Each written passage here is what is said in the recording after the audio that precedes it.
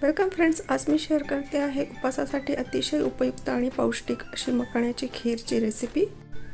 तर आता रेसिपीला सुरुवात करूया। इथे व्हिडिओमध्ये दाखवल्याप्रमाणे मखाणा मार्केटमध्ये सहज मिळतो। तर इथे मी 1 वाटी मखाणा आता काढून घेतलेला आहे। ह्या मखाण्या लहानप्रमाणेच असतात, तर त्यासाठी आता ह्या थोड्या परतून घेऊया म्हणजे कुरकुरीत होतात। इथे एका पॅन मध्ये मी तूप घातलेलं आहे आणि त्यावरती आता हे मखाणे घालून परतून घेऊया।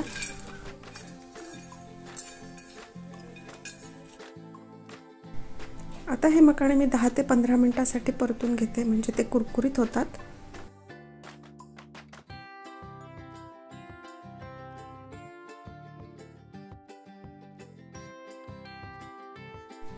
थोडंसं परतल्यानंतर मखाणे मी चेक करून बघते आहे की ते कुरकुरीत झाले आहेत का, पण अजून ते कुरकुरीत झालेले नाहीयेत, त्यामुळे मी अजून परतते।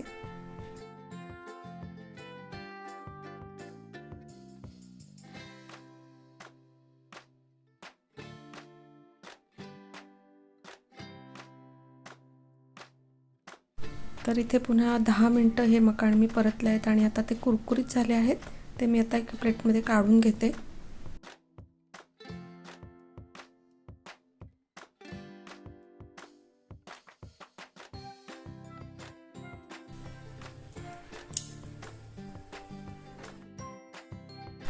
आता याच कढईमध्ये मी पुन्हा थोडंसं तूप घातलेलं आहे आणि आता या तुपावरती मी ड्रायफ्रूट घालून घेते।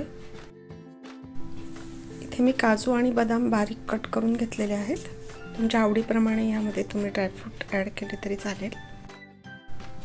आता इथे ड्रायफ्रूट थोडेसे परतल्यानंतर यामध्ये मी बेदाणे घालून घेते।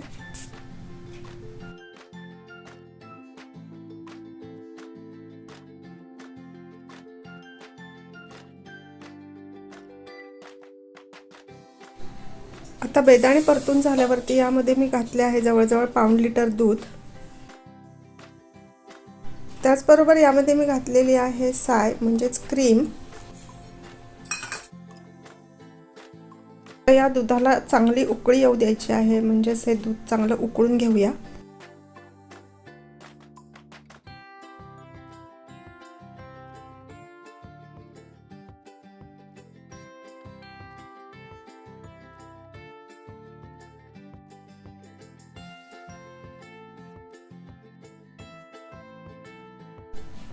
इथे या दुधामध्ये तुम्हाला मिल्क पावडर घालायची असेल तरी घालता येईल, किंवा दुधाचा मसाला असतो तो घातला तरी पण अजून टेस्ट छान येईल। आता हे दूध चांगलं उकळलेलं आहे आणि यामध्ये आता ही साखर घालते आहे।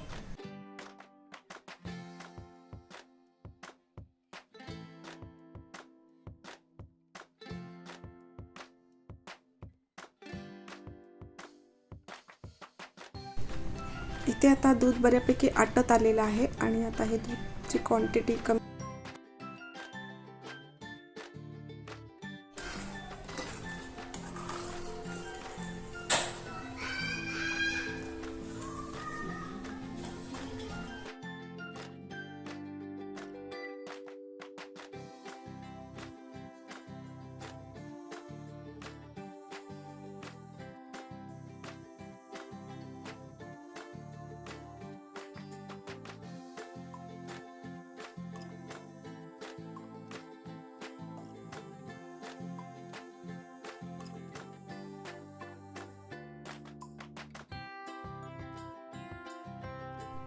ही खीर थोडी घट्ट वाटली म्हणून पुन्हा थोडंसं दूध घातलेलं आहे।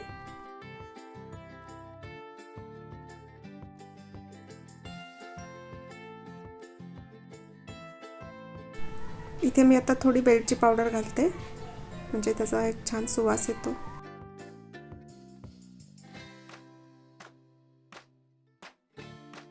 अतिशय क्रीमी आणि मस्त मखाना खीर तयार झाली। आता ती सर्व करूया।